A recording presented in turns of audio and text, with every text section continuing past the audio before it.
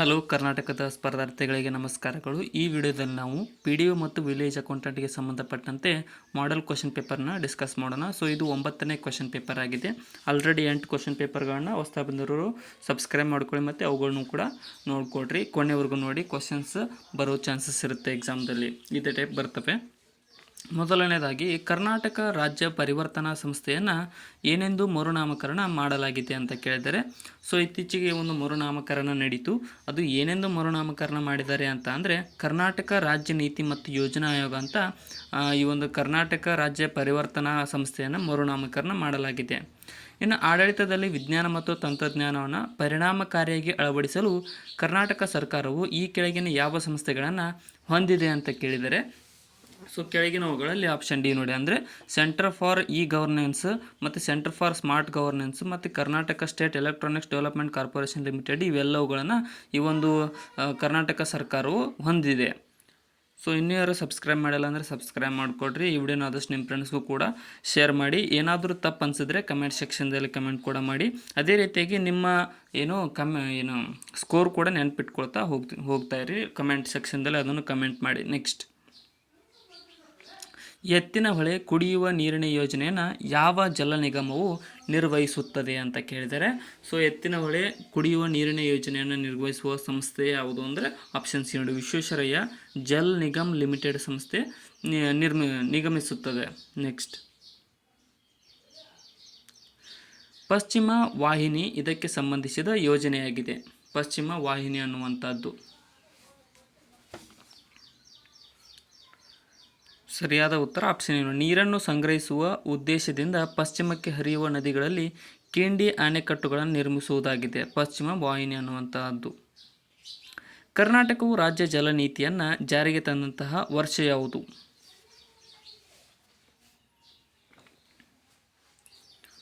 ಸರಿಯಾದ ಉತ್ತರ option C ನೋಡಿ, 2022ರಲ್ಲಿ ಕರ್ನಾಟಕವು ರಾಜ್ಯ ಜಲ ನೀತಿಯನ್ನು ಜಾರಿಗೆ ತಂದ ವರ್ಷವಾಗಿದೆ. ವರುಣ ಮಿತ್ರ ಒಂದು ಡ್ಯಾಶ್ ಆಗಿದೆ.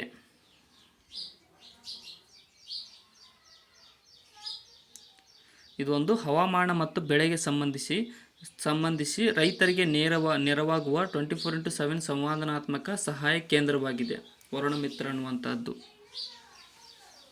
ಕರ್ನಾಟಕದ ಪರಿಸರ ನಿರ್ವಹಣೆ ಮತ್ತು ನೀತಿ ಸಂಶೋಧನಾ ಸಂಸ್ಥೆ ಇಲ್ಲಿ ನೆಲೆಗೊಂಡಿದೆ.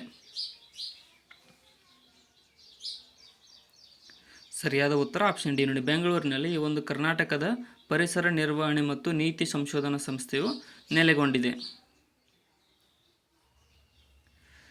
ಪ್ರೂಟ್ಸ್ ಎಂಬ ಪೋರ್ಟಲ್ ಸರಿಯಾದ ವಿಸ್ತರಣೆ ಯಾವುದಾಗಿದೆ? ಪ್ರೂಟ್ಸ್ ಅನ್ನುವಂಥ ಪೋರ್ಟಲ್ನ ಫುಲ್ ಫಾರ್ಮ್. ಸರಿಯಾದ ಉತ್ತರ ಆಪ್ಷನ್ ಬಿ ನೋಡಿ, farmer registration and unified beneficiary information system ಅನ್ನೋದು ಈ ಒಂದು ಫ್ರೂಟ್ಸ್ನ ಫುಲ್ ಫಾರ್ಮ್ ಆಗಿರುತ್ತದೆ. ಕರ್ನಾಟಕದ ಮಾನವ ಸಂಪನ್ಮೂಲ ನಿರ್ವಹಣಾ ವ್ಯವಸ್ಥೆ ಈ ಮಾದರಿಯ ಸೇವೆಯಾಗಿದೆ.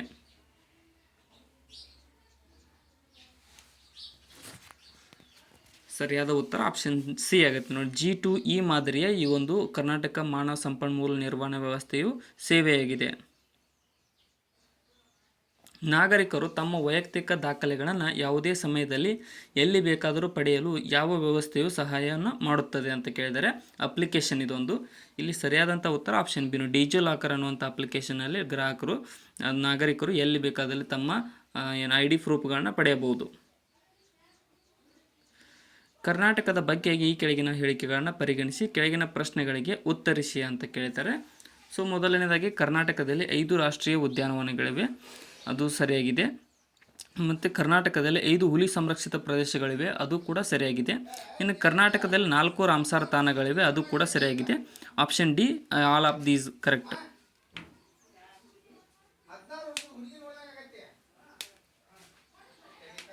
ಏನಾದರೂ ನಾ ಹೇಳ್ತಾ ಇರೋದು ಸ್ಪೀಡ್ ಅನಿಸಿದರೆ ಪಾಸ್ ಮಾಡ್ಕೊಂಡು ನೋಡಿಕೊಂಡು ಮುಂದಕ್ಕೆ ಬನ್ನಿ. ನೆಕ್ಸ್ಟ್,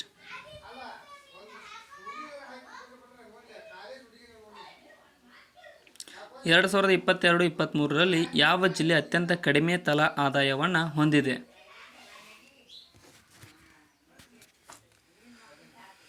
ಸರಿಯಾದ ಉತ್ತರ ಆಪ್ಷನ್ ಬಿ ನೋಡಿ, ಕಲಬುರಗಿಯು 2022-23ರಲ್ಲಿ ತಲಾ ಆದಾಯವನ್ನು ಹೊಂದಿರತಕ್ಕಂಥ ಜಿಲ್ಲೆಯಾಗಿದೆ. ಕಡಿಮೆ ತಲಾ ಆದಾಯವನ್ನು ಹೊಂದಿರುವ ಜಿಲ್ಲೆ. 2023-24 ಅವಧಿಯಲ್ಲಿ ಕರ್ನಾಟಕದಲ್ಲಿ ಬರ ಹೆಚ್ಚಾಗಿತ್ತು. ಎಷ್ಟು ತಾಲೂಕುಗಳನ್ನು ಘೋಷಿಸಲಾಗಿದೆ? ಬರಗಾಲದ ಪರಿಣಾಮವಾಗಿ ಕೃಷಿ ಬೆಳೆಗಳ ವಿಸ್ತೀರ್ಣ ಮತ್ತು ಉತ್ಪಾದನೆಯಲ್ಲಿ ಕುಸಿತ ಉಂಟಾಗಿದೆ. ಇಲ್ಲಿ ಆಪ್ಷನ್ ಏನು ನೋಡಿ, 223 ತಾಲೂಕುಗಳಲ್ಲಿ ಕುಸಿತ ಉಂಟಾಗಿದೆ ಬರಗಾಲ ಹೆಚ್ಚಾಗಿ ಕರ್ನಾಟಕದಲ್ಲಿ. 2024-25 ಬಜೆಟ್ನಲ್ಲಿ ರಾಜ್ಯ ಸರ್ಕಾರದ 5 ಖಾತರಿಗಳಿಗೆ ಎಷ್ಟು ಹಣವನ್ನು ನಿಗದಿಪಡಿಸಲಾಗಿತ್ತು ಅಂತ ಅಂದರೆ ಇದು ಆಪ್ಷನ್ ಬಿ ನೋಡಿ, 52,000 ಕೋಟಿ ಹಣವನ್ನು 2024-25 ಬಜೆಟ್ನಲ್ಲಿ 5 ಖಾತರಿಗಳಿಗೆ ನಿಗದಿಪಡಿಸಲಾಗಿತ್ತು. ಕರ್ನಾಟಕದಲ್ಲಿ ಎಷ್ಟು ರಾಷ್ಟ್ರೀಯ ಉದ್ಯಾನವನಗಳನ್ನು ಗುರುತಿಸಲಾಗಿದೆ?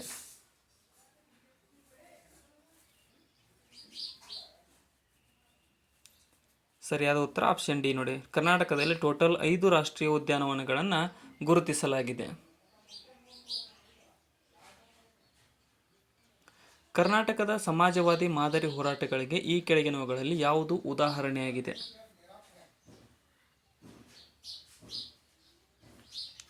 ಇಲ್ಲಿ ಆಪ್ಷನ್ ಸಿ ನೋಡಿ, 1951ರಲ್ಲಿ ನಡೆದ ಕಾಗೋಡು ಸತ್ಯಾಗ್ರಹ ಮತ್ತು 1973ರಲ್ಲಿ ನಡೆದಂಥ ಸಂಡೂರು ಸತ್ಯಾಗ್ರಹ ಇವೆರಡುಗಳು ಕರ್ನಾಟಕ ಸಮಾಜವಾದಿ ಮಾದರಿ ಹೋರಾಟಗಳಿಗೆ ಉದಾಹರಣೆಗಳಾಗಿವೆ.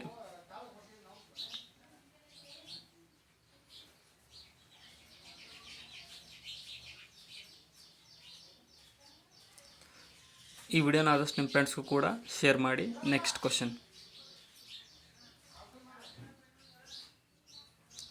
ಕರ್ನಾಟಕದಲ್ಲಿ ಸಣ್ಣ ಹಿಡುವಳಿಗಳ ಗಾತ್ರ ಎಷ್ಟು ಅಂತ ಕೇಳಿದ್ದಾರೆ.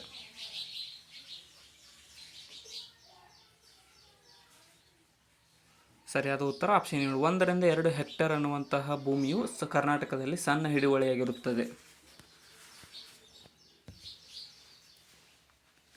ಸ್ವಾತಂತ್ರ್ಯದ ನಂತರ ಮೈಸೂರು ಟೆನೆನ್ಸಿ ಕಾಯ್ದೆಯನ್ನು ಯಾವ ವರ್ಷದಲ್ಲಿ ಅಂಗೀಕರಿಸಲಾಯಿತು?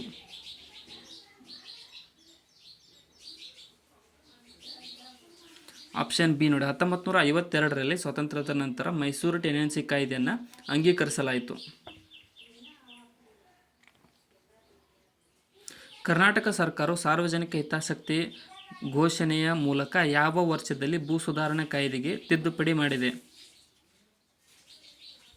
ಇಲ್ಲ ಆಪ್ಷನ್ ಬಿ ನೋಡಿ, 1995ರಲ್ಲಿ ಕರ್ನಾಟಕ ಸರ್ಕಾರವು ಸಾರ್ವಜನಿಕ ಹಿತಾಸಕ್ತಿ ಘೋಷಣೆಯ ಮೂಲಕ ಈ ಭೂ ಸುಧಾರಣಾ ಕಾಯ್ದೆಗೆ ತಿದ್ದುಪಡಿ ಮಾಡಿದೆ.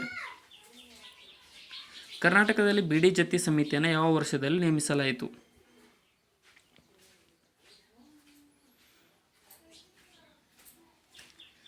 ಸರಿಯಾದ ಉತ್ತರ ಆಪ್ಷನ್ ಬಿ ನೋಡಿ, 1957ರಲ್ಲಿ ಕರ್ನಾಟಕದಲ್ಲಿ ಬಿಡಿ ಜತ್ತಿ ಸಮಿತಿಯನ್ನು ನೇಮಿಸಲಾಗಿತ್ತು.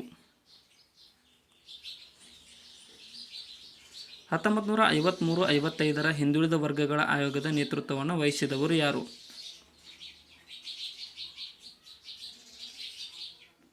ಇಲ್ಲಿ ಆಪ್ಷನ್ ಸಿ ನೋಡಿ, ಕಾಕಾ ಕಾಲೇಲ್ಕರ್ ಅವರು 1953-55 ಹಿಂದುಳಿದ ವರ್ಗಗಳ ಆಯೋಗದ ನೇತೃತ್ವವನ್ನು ವಹಿಸಿದವರಾಗಿದ್ದಾರೆ.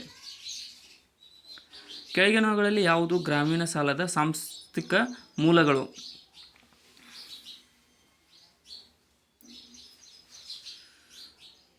ಸರಿಯಾದ ಉತ್ತರ ಆಪ್ಷನ್ ಎ ನೋಡಿ, ಪ್ರಾದೇಶಿಕ ಗ್ರಾಮೀಣ ಬ್ಯಾಂಕುಗಳು ಗ್ರಾಮೀಣ ಸಾಲದ ಸಾಂಸ್ಥಿಕ ಮೂಲಗಳಾಗಿರುತ್ತವೆ. ಭಾರತ ಸರ್ಕಾರವು ಗ್ರಾಮೀಣ ಅಭಿವೃದ್ಧಿಗಾಗಿ ಈ ಕಾರ್ಯಕ್ರಮಗಳಲ್ಲಿ ಯಾವುದನ್ನು ಪ್ರಾರಂಭಿಸಿದೆ?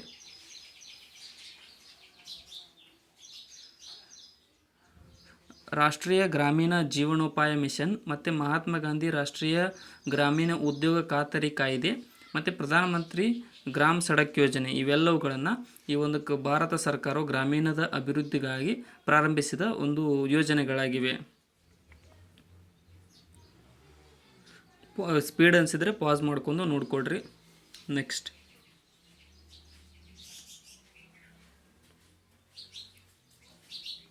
ರಾಷ್ಟ್ರೀಯ ಪಂಚಾಯತ್ ದಿವಸನ್ನು ಆಚರಿಸುವುದು ಯಾವಾಗ, ಯಾವ ದಿನದಂದು?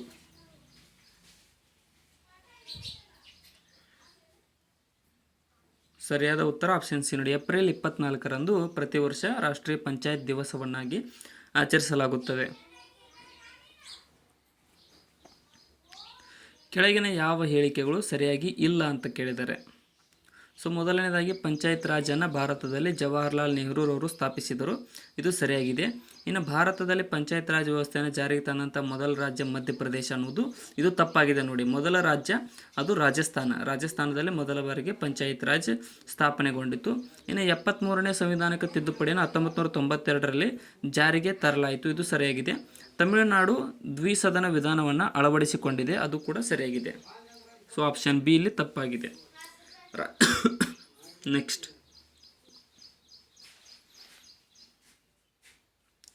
ಪಂಚಾಯತ್ ರಾಜ್ ಸಂಸ್ಥೆಗಳ ದಕ್ಷತೆಯನ್ನು ಸುಧಾರಿಸಲು ಶಿಫಾರಸು ಮಾಡಲು 1977ರಲ್ಲಿ ಭಾರತ ಸರ್ಕಾರದಿಂದ ಈ ಕೆಳಗಿನ ಸಮಿತಿಗಳಲ್ಲಿ ಯಾವುದು ನೇಮಕಗೊಂಡಿದೆ? ಇಲ್ಲಿ ಆಪ್ಷನ್ ಎ ನೋಡಿ, ಅಶೋಕ್ ಮೆಹ್ತಾ ಸಮಿತಿಯು ಪಂಚಾಯತ್ ರಾಜ್ ವ್ಯವಸ್ಥೆಗೆ ಒಂದು ನೇಮಕಗೊಂಡಂಥ 1977ರಲ್ಲಿ ನೇಮಕಗೊಂಡ ಸಮಿತಿಯಾಗಿದೆ. ಸರ್ಕಾರದ ಇತ್ತೀಚಿನ ಮಾಹಿತಿಯ ಪ್ರಕಾರ ಕರ್ನಾಟಕದಲ್ಲಿರುವ ಜಿಲ್ಲಾ ಪಂಚಾಯಿತಿ, ತಾಲೂಕು ಪಂಚಾಯಿತಿ ಮತ್ತು ಗ್ರಾಮ ಪಂಚಾಯಿತಿಗಳ ಸಂಖ್ಯೆ ಕ್ರಮವಾಗಿ ಎಷ್ಟು ಅಂತ ಕೇಳಿದ್ದಾರೆ ನೋಡಿ. ಇಲ್ಲಿ ಜಿಲ್ಲಾ ಪಂಚಾಯಿತಿ ಎಷ್ಟು ಅಂದ್ರೆ 31, ತಾಲೂಕು ಪಂಚಾಯಿತಿ 239, ಅದೇ ರೀತಿ ಗ್ರಾಮ ಪಂಚಾಯಿತಿಗಳು 5954 ಟೋಟಲ್ ಇದ್ದಾವೆ ನೋಡಿ. ಆಪ್ಷನ್ ಎ ಸರಿಯಾಗುತ್ತದೆ ಇಲ್ಲಿ. ನೆಕ್ಸ್ಟ್,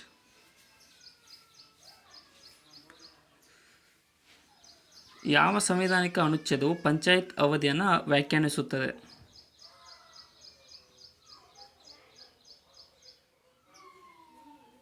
ಇಲ್ಲಿ ಆಪ್ಷನ್ ಸಿ ನೋಡಿ, 243 ಈ ವಿಧಿಯು ಪಂಚಾಯತ್ ಅವಧಿಯನ್ನು ವ್ಯಾಖ್ಯಾನಿಸುವ ಒಂದು ಅನುಚ್ಛೇದವಾಗಿದೆ.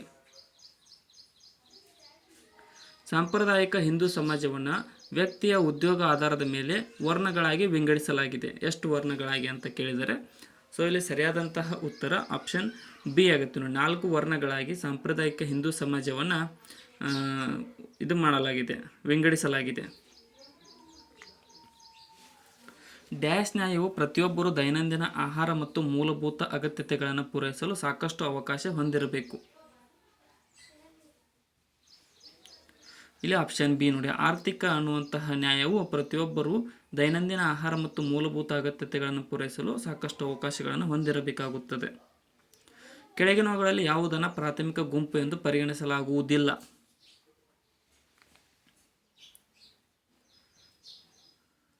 ಸರಿಯಾದ ಉತ್ತರ ಆಪ್ಷನ್ ಡಿ ನೋಡಿ, ಗುಂಪು ಅಥವಾ ಕ್ರೌಡ್ ಅನ್ನುವಂಥದ್ದನ್ನು ಪ್ರಾಥಮಿಕ ಗುಂಪು ಎಂದು ಪರಿಗಣಿಸಲಾಗುವುದಿಲ್ಲ. ನೆಕ್ಸ್ಟ್, ಹಿಂದೂ ಧರ್ಮಶಾಸ್ತ್ರದ ಪ್ರಕಾರ ಬ್ರಾಹ್ಮಣ ಮಹಿಳೆ ಮತ್ತು ವೈಶ್ಯವರ್ಣ ಪುರುಷನ ನಡುವಿನ ವಿವಾಹವನ್ನು ಹೀಗೆಂದು ಕರೆಯಲಾಗುತ್ತದೆ. ಸರಿಯಾದ ಉತ್ತರ ಆಪ್ಷನ್ ಪ್ರತಿಲೋಮ ಎಂದು ಕರೆಯಲಾಗುತ್ತದೆ. ಬ್ರಾಹ್ಮಣ ಮಹಿಳೆ ಮತ್ತು ವೈಶ್ಯವರ್ಣ ಪುರುಷನ ನಡುವಿನ ವಿವಾಹವನ್ನು. ಭಾರತ ವರ್ಷ ಎಂಬ ಪದವು ಯಾವುದಕ್ಕೆ ಸಂಬಂಧಪಟ್ಟಿದೆ?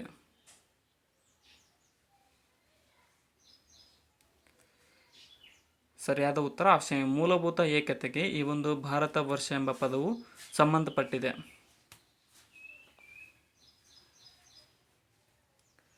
ರಾಜ್ಯದ ರಾಜ್ಯಪಾಲರನ್ನು ರಾಷ್ಟ್ರಪತಿಗಳ ಯಾರ ಸಲಹೆಯ ಮೇರೆಗೆ ನೇಮಕ ಮಾಡಲಾಗುತ್ತದೆ? ಸರಿಯಾದ ಉತ್ತರ ಆಪ್ಷನ್ ನೋಡಿ, ರಾಜ್ಯದ ರಾಜ್ಯಪಾಲರನ್ನು ರಾಷ್ಟ್ರಪತಿಗಳ ಪ್ರಧಾನಮಂತ್ರಿಯವರ ಸಲಹೆ ಮೇರೆಗೆ ನೇಮಕ ಮಾಡುತ್ತಾರೆ. ಸಂವಿಧಾನದ 78ನೇ ವಿಧಿಯು ವ್ಯವಹರಿಸುವುದು ಯಾವುದರ ಜೊತೆಗೆ ಅಂತ ಕೇಳಿದ್ದಾರೆ.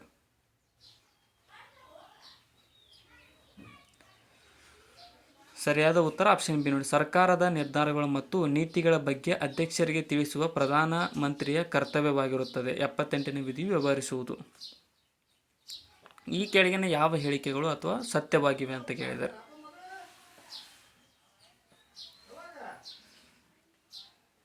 ಸರಿಯಾದ ಉತ್ತರ ಆಪ್ಷನ್ ಬಿ ನೋಡಿ, ವಿಶ್ವಸಂಸ್ಥೆಯಲ್ಲಿ ಭಾರತದ ಸದಸ್ಯತ್ವವು ಭಾರತದ ಸಾರ್ವಭೌಮತ್ವವನ್ನು ಮಿತಿಗೊಳಿಸುವುದಿಲ್ಲ ಅನ್ನುವುದು ಸತ್ಯವಾಗಿದೆ. ಆಪ್ಷನ್ ಬಿ ಸರಿಯಾಗಿದೆ. ಇಲ್ಲಿ ಕೆಳಗಿನವುಗಳಲ್ಲಿ ಯಾವುದು 1973ರ Kesavananda Bharati versus state of Kerala ಪ್ರಕರಣದ ಫಲಿತಾಂಶವಾಗಿದೆ?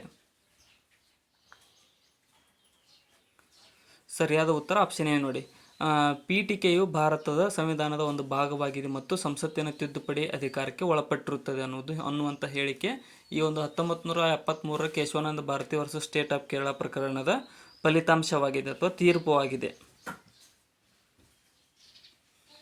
EVM ಯಂತ್ರಗಳ ಬಳಕೆಯು ಡ್ಯಾಶ್ ದಶಕದಿಂದ ಪ್ರಾರಂಭವಾಯಿತು.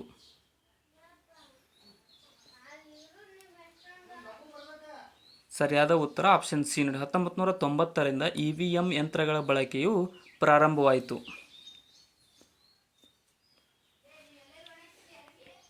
ರಾಜ್ಯ ನೀತಿಯ ಡ್ಯಾಶ್ ಪ್ರಜಾಸತ್ತಾತ್ಮಕ ವಿಕೇಂದ್ರೀಕರಣದ ನಿಬಂಧನೆಗಳನ್ನು ಒಳಗೊಂಡಿದೆ. ಇಲ್ಲಿ ಆಪ್ಷನ್ ಸಿ ನೋಡಿ, ರಾಜ್ಯ ನೀತಿ ನಿರ್ದೇಶಕ ತತ್ವಗಳು ಪ್ರಜಾಸತ್ತಾತ್ಮಕ ವಿಕೇಂದ್ರೀಕರಣದ ನಿಬಂಧನೆಗಳನ್ನು ಒಳಗೊಂಡಿದೆ. ನಂಜುಂಡಪ್ಪ ಸಮಿತಿಯು ಎಷ್ಟು ತಾಲೂಕುಗಳನ್ನು ಅತ್ಯಂತ ಹಿಂದುಳಿದ ತಾಲೂಕುಗಳೆಂದು ಗುರುತಿಸಿದೆ? ಸರಿಯಾದ ಉತ್ತರ ಆಪ್ಷನ್ ಬಿ ನೋಡಿ, ನಂಜುಂಡಪ್ಪ ಸಮಿತಿಯು 39 ತಾಲೂಕುಗಳನ್ನು ಅತ್ಯಂತ ಹಿಂದುಳಿದ ತಾಲೂಕುಗಳೆಂದು ಗುರುತಿಸಿದೆ.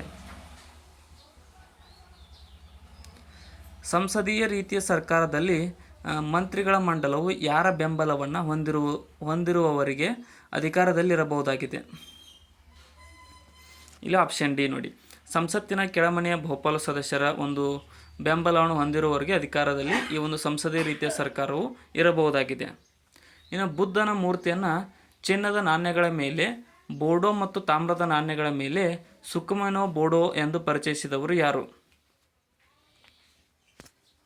ಇಲ್ಲಿ ಆಪ್ಷನ್ ಬಿ ನೋಡಿ, ಕನಿಷ್ಕನು ಈ ಒಂದು ಬುದ್ಧನ ಮೂರ್ತಿಯನ್ನು ಚಿನ್ನದ ನಾಣ್ಯಗಳ ಮೇಲೆ ಬೋಡೋ ಮತ್ತು ಸುಕುಮನೋ ಬೋಡೋ ಅಂತ ಪರಿಚಯಿಸಿದನು. ಕೆಳಗಿನ ಹೇಳಿಕೆಗಳಲ್ಲಿ ಯಾವುದು ಸರಿಯಾಗಿದೆ?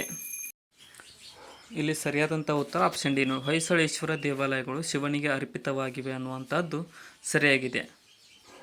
ಆಪ್ಷನ್ ಡಿ ಸರಿಯಾದ ಉತ್ತರವಾಗಿರುತ್ತದೆ. ನೆಕ್ಸ್ಟ್,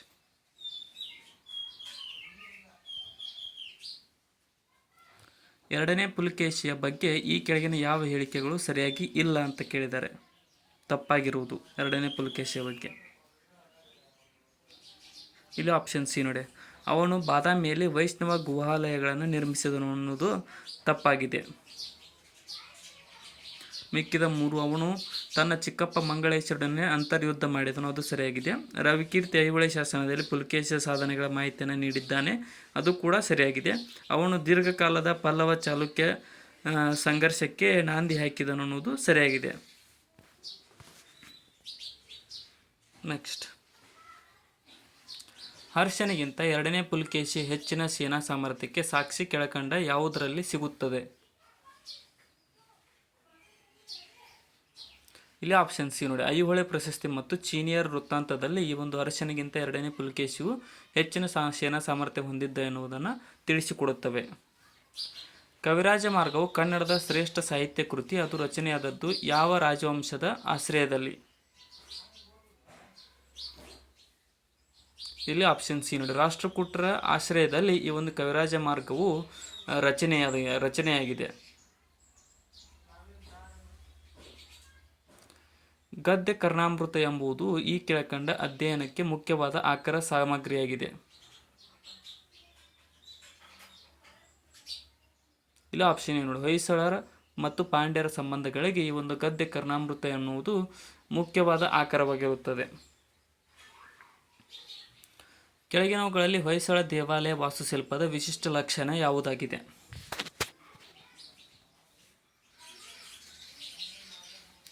ಸರಿಯಾದ ಉತ್ತರ ಆಪ್ಷನ್ ಸಿ ನೋಡಿ, ನಕ್ಷತ್ರಾಕಾರದ ಗರ್ಭಗುಡಿಯು ಈ ಒಂದು ಹೊಯ್ಸಳ ದೇವಾಲಯದ ವಾಸ್ತುಶಿಲ್ಪದ ವಿಶಿಷ್ಟ ಲಕ್ಷಣವಾಗಿದೆ. ಭಾರತದ ಭೌಗೋಳಿಕ ಕೇಂದ್ರ ಯಾವುದಾಗಿದೆ?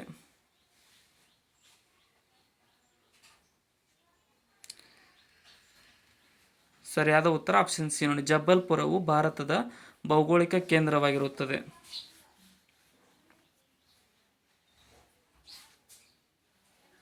ಈ ಕೆಳಕಂಡ ಹೇಳಿಕೆಗಳಲ್ಲಿ ತಪ್ಪಾದದ್ದು ಯಾವುದು?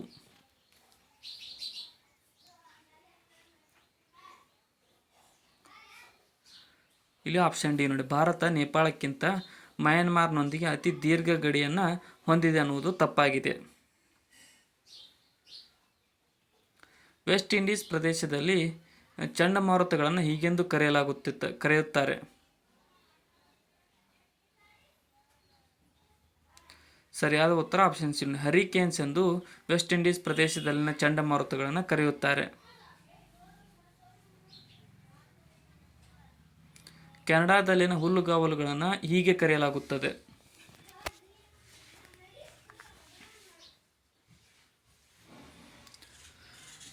ಸರಿಯಾದ ಉತ್ತರ ಆಪ್ಷನ್ ಏನು, ಪ್ರೈರೀಸ್ ಎಂದು ಕೆನಡಾದಲ್ಲಿರ್ತಕ್ಕಂಥ ಹುಲ್ಲುಗಾವಲುಗಳನ್ನು ಕರೆಯಲಾಗುತ್ತದೆ. ವಿಶ್ವದ ಅತಿ ಉದ್ದದ ನದಿಗಳಲ್ಲಿ ಒಂದಾಗಿರುವ ನೈಲ್ ನದಿಯು ಯಾವ ಆಫ್ರಿಕನ್ ದೇಶದಲ್ಲಿ ತನ್ನ ಮೂಲವನ್ನು ಹೊಂದಿದೆ? ಸರಿಯಾದ ಉತ್ತರ ಆಪ್ಷನ್ ಬಿ ನೋಡಿ, ಇಥಿಯೋಪಿಯಾದಲ್ಲಿ ಈ ಒಂದು ವಿಶ್ವದ ಅತಿ ಉದ್ದದ ನದಿಗಳಲ್ಲಿ ಒಂದಾಗಿರುವ ನೈಲ್ ನದಿಯು ತನ್ನ ಮೂಲವನ್ನು ಹೊಂದಿದೆ. ಚಾರ್ಮಾಡಿ ಘಾಟ್ ಸಂಪರ್ಕಿಸಿರುವುದು ಯಾವುದನ್ನು? ಚಾರ್ಮಾಡಿ ಘಾಟ್. ಸರಿಯಾದ ಉತ್ತರ ಆಪ್ಷನ್ ಏನು, ಮಂಗಳೂರು ಮತ್ತು ಚಿಕ್ಕಮಗಳೂರು ನಡುವೆ ಈ ಒಂದು ಸಂಪರ್ಕವನ್ನು ಕೊಡುತ್ತದೆ ಚಾರ್ಮಾಡಿ ಘಾಟ್. ನೆಕ್ಸ್ಟ್, ಈ ಕೆಳಕಂಡಗಳಲ್ಲಿ ತಪ್ಪಾದದ್ದು ಯಾವುದು? ಕೊಡಗು ಕಿತ್ತಳೆ ನಾಡು ಸರಿಯಾಗಿದೆ. ಕರ್ನಾಟಕದ ಮ್ಯಾಂಚೆಸ್ಟರ್ ದಾವಣಗೆರೆ, ಅದು ಕೂಡ ಸರಿಯಾಗಿದೆ. ಇನ್ನು ಕರ್ನಾಟಕದ ಸಕ್ಕರೆ ಬಟ್ಟಲು ಬೆಳಗಾವಿ, ಅದು ಕೂಡ ಸರಿಯಾಗಿದೆ. ತಪ್ಪಾದದ್ದು ಮಂಗಳೂರು ಕಾಪಿನಾಡು, ಚಿಕ್ಕಮಗಳೂರು ಕಾಪಿನಾಡು. ನೆಕ್ಸ್ಟ್, ಜೌಗು ಪ್ರದೇಶದಲ್ಲಿ, ಕರಾವಳಿ ಪ್ರದೇಶಗಳಲ್ಲಿ ನದಿ ಮುಖಜ ಭೂಮಿಗಳಲ್ಲಿ ಸಮುದ್ರಗಳ ಅಂಚಿನಲ್ಲಿ ಬೆಳೆಯುವ ಕಾಡುಗಳು ಯಾವುವು? ಸರಿಯಾದ ಉತ್ತರ ಆಪ್ಷನ್ ಬಿ ನೋಡಿ, ಮ್ಯಾಂಗ್ರೋವ್ ಕಾಡುಗಳು ಜೌಗು ಪ್ರದೇಶದಲ್ಲಿ, ಕರಾವಳಿ ಪ್ರದೇಶದಲ್ಲಿ ಮತ್ತು ನದಿ ಮುಖಜ ಭೂಮಿಗಳಲ್ಲಿ ಸಮುದ್ರದ ಅಂಚಿನಲ್ಲಿ ಬೆಳೆಯುವ ಕಾಡುಗಳಾಗಿರುತ್ತವೆ. ಈ ಕೆಳಕಂಡ ಯಾವ ಕನ್ನಡಿಗರನ್ನು ಲೋಕಪಾಲ್ ಸದಸ್ಯರಾಗಿ ಆಯ್ಕೆ ಮಾಡಲಾಗಿದೆ?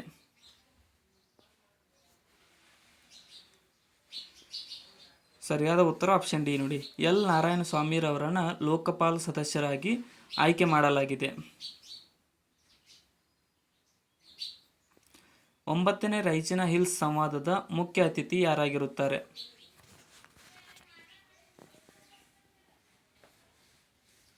ಸರಿಯಾದ ಉತ್ತರ ಆಪ್ಷನ್ ಎ ನೋಡಿ, ಕೈರಿ ಯಾಕೋಸ್ ಮಿತ್ಸೋಟಾಕಿಸ್ ರವರು 9ನೇ ರೈಸಿನಾ ಹಿಲ್ಸ್ ಸಂವಾದದ ಮುಖ್ಯ ಅತಿಥಿಗಳಾಗಿರುತ್ತಾರೆ. ಮಧ್ಯಪ್ರದೇಶದ ಈ ಕೆಳಕಂಡ ಯಾವ ಪ್ರಾಣಿಗಳ ಸಂಖ್ಯೆಯಲ್ಲಿ ಪ್ರಥಮ ಸ್ಥಾನವನ್ನು ಹೊಂದಿದೆ? ಸರಿಯಾದ ಉತ್ತರ ಆಪ್ಷನ್ ಎ ನೋಡಿ, ಚಿರತೆಗಳ ಜನಸಂಖ್ಯೆಯಲ್ಲಿ ಮಧ್ಯಪ್ರದೇಶವು ಪ್ರಥಮ ಸ್ಥಾನವನ್ನು ಹೊಂದಿದೆ.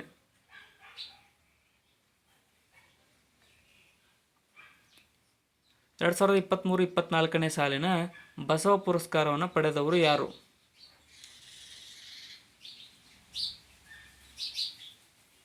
ಸರಿಯಾದ ಉತ್ತರ ಆಪ್ಷನ್ ಸಿ ನೋಡಿ, ಡಾಕ್ಟರ್ ಎನ್ ಜಿ ಮಹಾದೇವಪ್ಪನವರು 2023-24ನೇ ಸಾಲಿನ ಬಸವ ಪುರಸ್ಕಾರವನ್ನು ಪಡೆದವರಾಗಿದ್ದಾರೆ.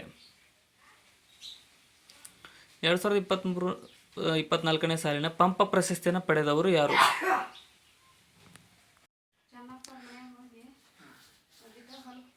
ಸರಿಯಾದ ಉತ್ತರ ಆಪ್ಷನ್ ಬಿ ನೋಡಿ, ಡಿಸೋಜರ್ ಅವರು 2023-24ನೇ ಸಾಲಿನ ಪಂಪ ಪ್ರಶಸ್ತಿಯನ್ನು ಪಡೆದವರಾಗಿದ್ದಾರೆ.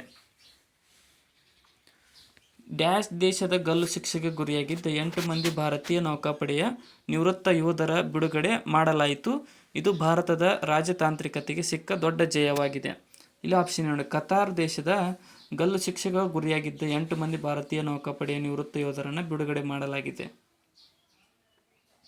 ರಾಜಕೀಯ ವ್ಯವಸ್ಥೆಗೆ ಕಪ್ಪು ಹಣ ಪ್ರವೇಶಿಸದಂತೆ ತಡೆಯುವ ಉದ್ದೇಶಕ್ಕಾಗಿ ಚುನಾವಣಾ ಬಾಂಡ್ ಯೋಜನೆಯನ್ನು ಡ್ಯಾಶ್ರಲ್ಲಿ ಜಾರಿಗೆ ತರಲಾಗಿತ್ತು. ಸರಿಯಾದ ಉತ್ತರ ಆಪ್ಷನ್ 2018ರಲ್ಲಿ ಈ ಒಂದು ಚುನಾವಣಾ ಬಾಂಡ್ ಯೋಜನೆಯನ್ನು ಜಾರಿಗೆ ತರಲಾಗಿತ್ತು. ಹೆಮೋಫಿಲಿಯಾ ಇವುಗಳ ಕೊರತೆಯಿಂದ ಬರುತ್ತದೆ.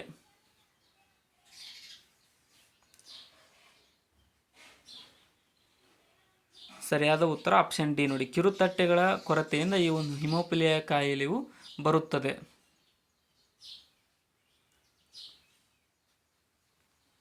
ಕ್ಯೂಸೆಕ್ಸ್ಗಳಲ್ಲಿ ಯಾವುದನ್ನು ಅಳೆಯುತ್ತಾರೆ?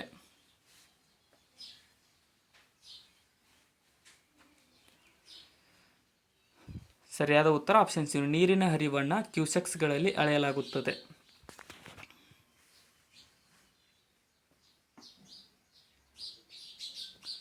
ಪರ್ಯಾಯ ಪ್ರವಾಹವನ್ನು ನೇರ ಪ್ರವಾಹವಾಗಿ ಪರಿವರ್ತಿಸುವ ಪ್ರಕ್ರಿಯೆಗೆ ಏನೆಂದು ಕರೆಯುತ್ತಾರೆ? Alternative current to direct current. ಸರಿಯಾದ ಉತ್ತರ ಆಪ್ಷನ್ ಸಿ, ರೆಕ್ಟಿಫಿಕೇಶನ್ ಎಂದು ಕರೆಯಲಾಗುತ್ತದೆ.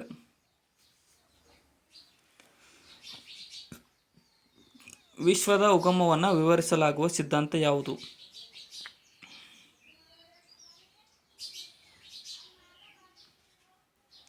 ಸರಿಯಾದ ಉತ್ತರ ಆಪ್ಷನ್ ಬಿಗ್ ಬ್ಯಾಂಗ್ ಥಿಯರಿಯು ಬಿಗ್ ಬ್ಯಾಂಗ್ ಸಿದ್ಧಾಂತವು ವಿಶ್ವ ಉಗಮವನ್ನು ವಿವರಿಸುವ ಸಿದ್ಧಾಂತವಾಗಿದೆ. ನಗಿಸುವ ಅನಿಲ ಯಾವುದಾಗಿರುತ್ತದೆ? ಲಾಫಿಂಗ್ ಗ್ಯಾಸ್ ಅಂತ ಕರಿತೀವಿ. ಸರಿಯಾದ ಉತ್ತರ ಆಪ್ಷನ್ ಡಿ ನೋಡಿ. ಆಪ್ಷನ್ ಎ ನೋಡಿ, ನೈಟ್ರಸ್ ಆಕ್ಸೈಡ್ ಅನ್ನುವಂಥದ್ದು ಒಂದು ನಗಿಸುವ ಅನಿಲವಾಗಿರುತ್ತದೆ.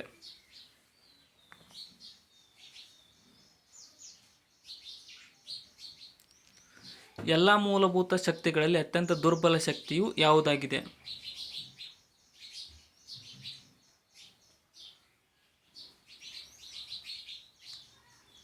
ಸರಿಯಾದ ಉತ್ತರ ಆಪ್ಷನ್ ಗುರುತ್ವ ಶಕ್ತಿಯು ಎಲ್ಲ ಮೂಲಭೂತ ಶಕ್ತಿಗಳಲ್ಲಿ ಅತ್ಯಂತ ದುರ್ಬಲ ಶಕ್ತಿಯಾಗಿದೆ. ಸೊ ಇಲ್ಲಿಗೆ ಈ ಕ್ವಶನ್ ಪೇಪರ್ ಮುಕ್ತಾಯಗೊಂಡಿದೆ. ಕೊನೆಯವರೆಗೂ ನೋಡಿದ್ದಕ್ಕೆ ಎಲ್ರಿಗೂ ಧನ್ಯವಾದಗಳು. ಮತ್ತು ಹೊಸದಾಗಿ ಬಂದಿರೋರು ಚಾನಲ್ಗೆ ಸಬ್ಸ್ಕ್ರೈಬ್ ಮಾಡಿಕೊಡ್ರಿ. ಈ ವಿಡಿಯೋನ ಆದಷ್ಟು ನಿಮ್ಮ ಫ್ರೆಂಡ್ಸ್ಗೂ ಕೂಡ ಶೇರ್ ಮಾಡಿ. ಮತ್ತು ಕಮೆಂಟ್ ಸೆಕ್ಷನ್ದಲ್ಲಿ ಏನಾದರೂ ತಪ್ಪು ಅನಿಸಿದರೆ ಕಮೆಂಟ್ ಕೂಡ ಮಾಡಿ. Thank you so much.